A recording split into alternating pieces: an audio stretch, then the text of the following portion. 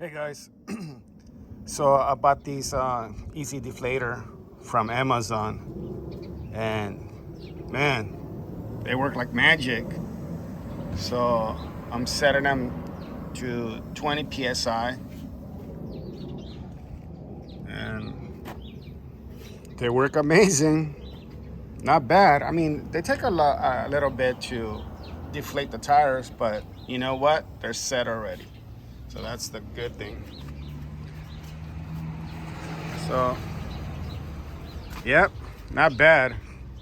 I paid for them on Amazon on $19 plus tax. So I think I paid under $23 on Amazon, and I got it the very next day. So highly recommend it. There you go, guys. Very easy to set up too.